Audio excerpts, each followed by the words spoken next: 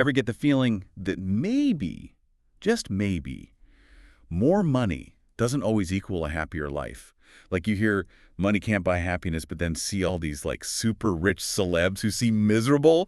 Today we're diving into that, get kind of philosophical, and see if maybe there's some truth to that whole idea that, well, that the folks with the fattest bank accounts might actually be carrying around more unhappiness than the rest of us. Yeah, it's definitely a thought-provoking one, isn't it? It kind of flips that whole script. We're so used to the one that says wealth equals a carefree life, pure bliss, all that. But you know what I find really interesting? There's actually a lot of compelling arguments out there that challenge that idea. Like, what if chasing riches doesn't actually lead to contentment? What if it takes you down a totally different path? Totally. I mean, think about it, right? Movies, magazines, it's all about flashing those luxury cars and designer clothes. Success is basically synonymous with wealth. And, that's kind of what we're unpacking today, right? We're on a mission to figure out if that equation, more money equals more happiness, is actually a bunch of baloney. And hey, maybe along the way we'll stumble on some insights that resonate with you wherever you are on that whole financial spectrum. Sounds good. So let's start with that automatic assumption we all kind of have. Money equals happiness. It's everywhere, right? Ads linking happiness to buying a specific product, achieving a certain lifestyle, like buy this, become rich, and boom, you'll be happy. Simple as that, apparently. It's like we're drowning in this idea that a little retail therapy, or a big one, is all it takes. See someone chilling on a yacht in an ad. The message is loud and clear. If you had that kind of dough, you'd be that relaxed. It's like a never-ending sales pitch telling us wealth is the ultimate happiness hack. Exactly. And this is where we need to get into that crucial difference between, fleeting pleasure and that deeper sense of contentment that lasts. Money can absolutely buy those little bursts of joy, a new gadget, a fancy dinner, a vacation, whatever. Those are great, don't get me wrong. But when it comes to your overall happiness, their impact, well, it tends to be pretty short-lived. Yeah, like that new phone feeling. It's amazing for like a week, Yeah. right? Then it's just your phone, the excitement wears off, and you're already looking for the next thing to give you that same little hit. It's like chasing this feeling that's always just out of reach. 100%. And here's where things get interesting. The wealthier someone is, the more they get used to those pleasures. What once felt like a huge treat kind of becomes the norm. And that can create what's called the hedonic treadmill. You need more and more extravagant experiences just to get that same tiny spark of joy. It's kind of ironic, actually, because this constant striving, it can actually lead to more restlessness, not more peace.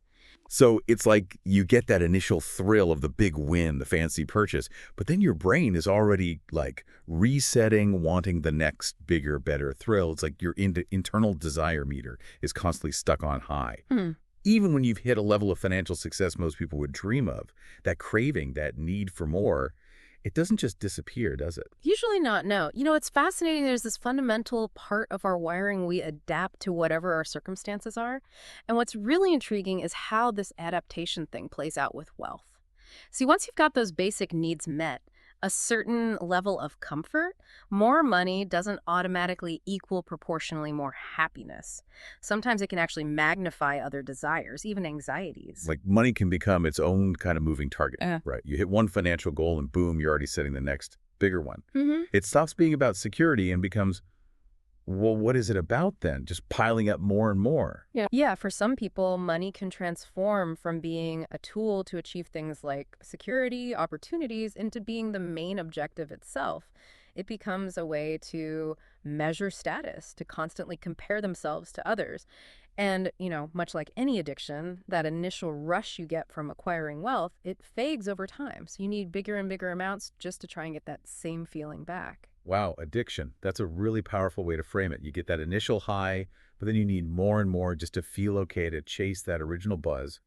And just like other addictions, there can be this underlying emptiness beneath all that accumulation. Yeah. Like you could have every single thing you ever wanted, but that genuine sense of fulfillment, it's still missing. Exactly. And that's often where this whole paradox comes in. There are individuals out there with immense wealth who are also dealing with depression, loneliness, anxiety, all those things. The idea that money is this magic shield that protects you from those struggles, well, it's just not true. And in some cases, it can even make things worse. Social isolation, the fear of losing everything, it can be amplified by wealth. Which brings us to this really interesting idea that, and I know it sounds counterintuitive, but maybe having less can actually bring a different kind of freedom. On the surface, it seems totally backwards. But let's dig into this a little bit. How could having fewer possessions actually make someone feel more free?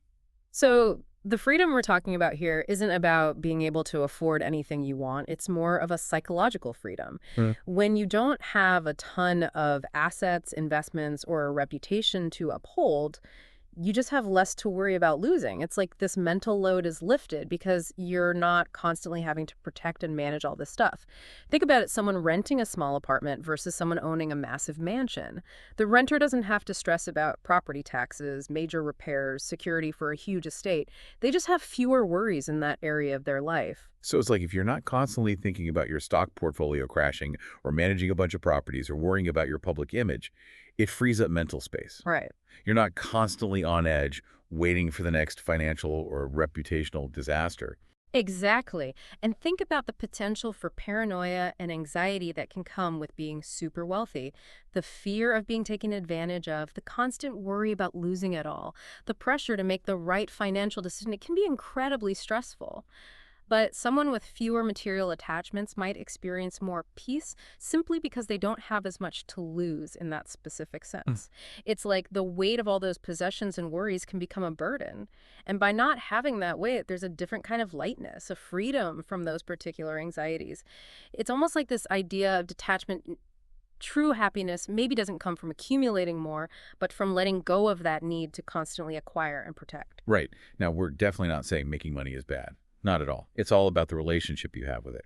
It's about who's calling the shots to you or your bank account. That's the key takeaway here. It's not about discouraging financial success. It's about finding a mindful, balanced approach.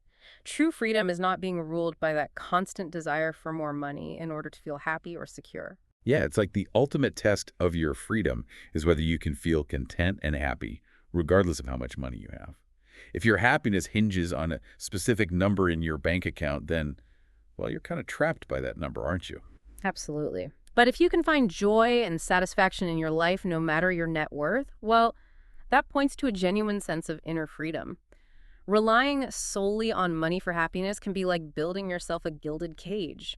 You might have every material comfort you can imagine, but you're still confined by that constant need to maintain or increase your wealth. Okay, so let's break this down for everyone listening.